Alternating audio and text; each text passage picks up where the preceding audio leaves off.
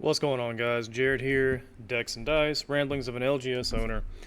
And let's talk about some stuff that I saw over the weekend that I couldn't just make a video on because, well, Father's Day weekend, Marvel release, daughter's birthday, and then yesterday, washing machine died, daughter knocked down modem and broke the jumper from the wall jack to the modem itself, so had to get a new fiber jumper. But anyways, so Uncle Frank did a video on new age people, video gamers, we'll call them, hating on Ocarina of Time, and I also had a few buddies send me some shorts with some people pretty much saying the same thing, that it's blown way out of proportion, it's not that great of a game, blah blah blah. And I just kind of have to put my 2 cents into this because I believe, like Uncle Frank believes, that a lot of these people coming into this space and spouting this kind of crap are tourists, or they're just so new to video games in general, they have no idea what they're actually talking about. And let me explain that one. I'm 43.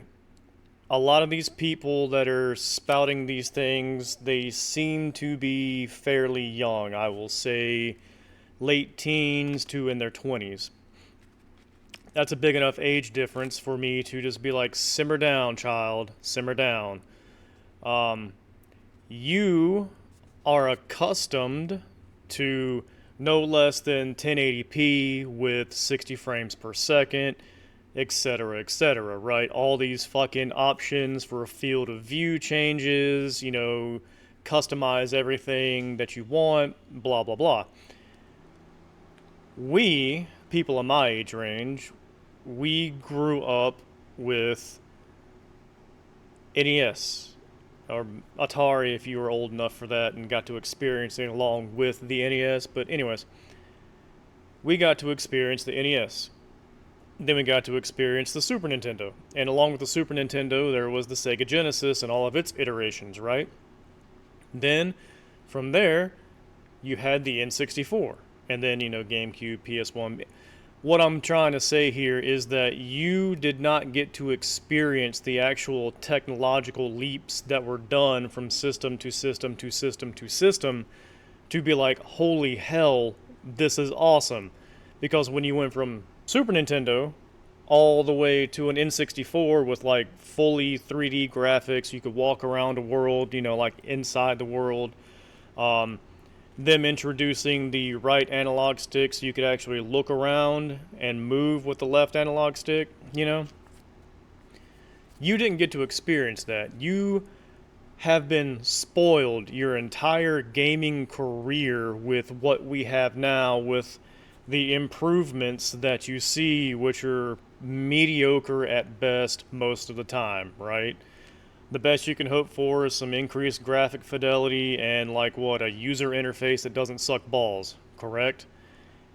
You didn't get to experience any of the weird control schemes, the clunkiness, the tank controls of, PS1 Resident Evil, stuff like that. You don't have the appreciation for the older stuff because you didn't have to soldier through it to get to what we have today. And you didn't get to, like I keep saying, experience the actual technological leaps and bounds made in between each iteration of each system.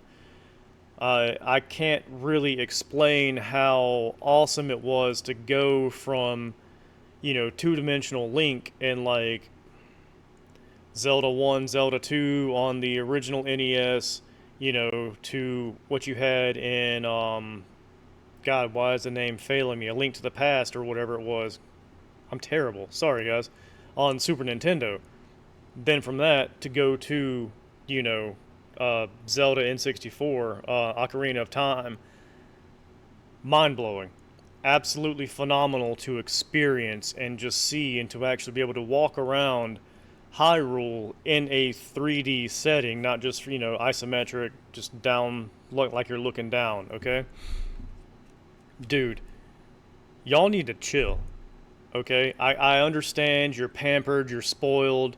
You know, oh, this is not 4K, it doesn't do 4K at 60 frames per second, etc., etc.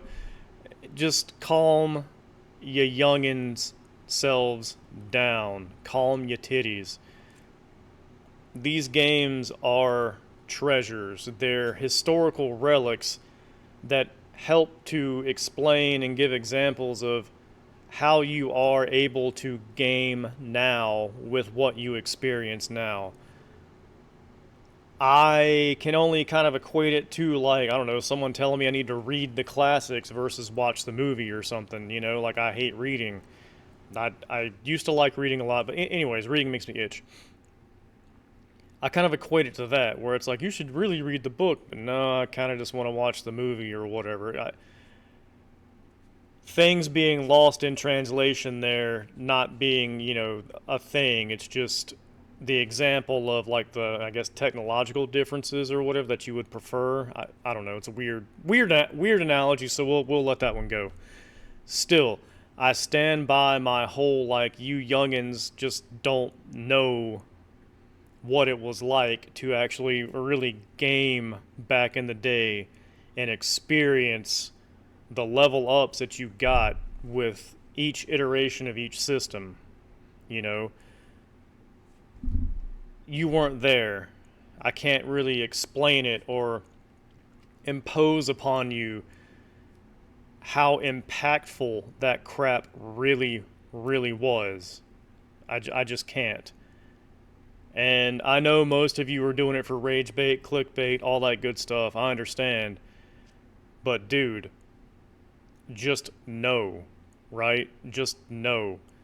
Take your pampered little spoiled asses, remove yourselves from the old school vintage shit and being like this stuff is trash now because yeah, compared to today's standards, graphics and all that good stuff, it is booty cheeks. It just is.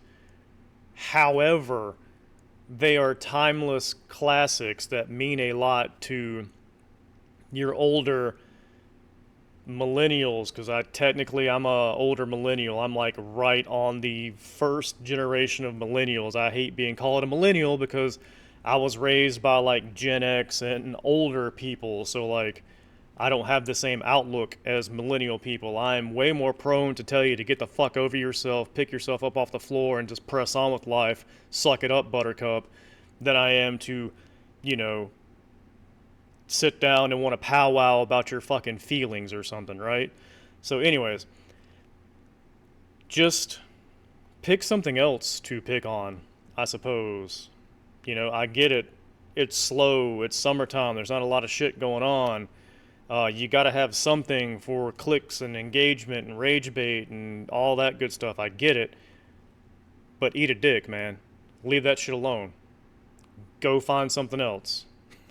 You guys have a good one. I'll talk to you later.